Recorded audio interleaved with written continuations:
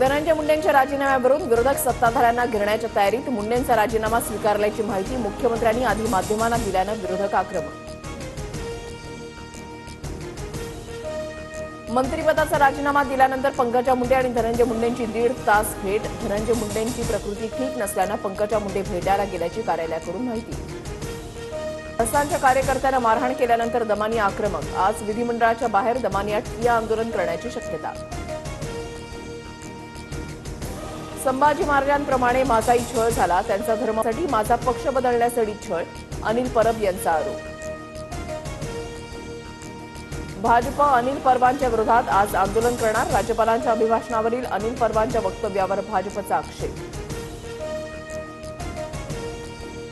9 महिन्यामध्ये महाराष्ट्रात गेल्या 10 वर्षातील विक्रमी 1,39,434 कोटी परकीय गुंतवणूक.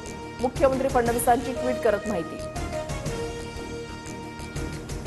मित्रच्या अध्यक्षपदावरून उपमुख्यमंत्री शिंदेचे निकटवर्तीय अजय अशर यांची उचलबांगडी. प्रवीण सिंह परदेशी मुख्य कार्यकारी तर वळसे पाटील, राणा जगदीश सिंह, राजेश क्षीरसागर उपाध्यक्षपदी. नांदेडमध्ये शाळेतील शिपायाकडून 10 वर्षाच्या विद्यार्थ्यावर अत्याचार. पालकांच्या तक्रारीनंतर शिपायाला विमानतळ पोलिसांकडून अटक. राज्यभरातील 4.5 लाख शेतकऱ्यांचे विमा प्रस्ताव रद्द. पीक विमा योजना घोटाळ्याप्रकरणी कृषी विभागाची कारवाई. 24 सामायिक सुविधा केंद्रांविरोधात पोलीस ठाण्यामध्ये गुन्हा दाखल.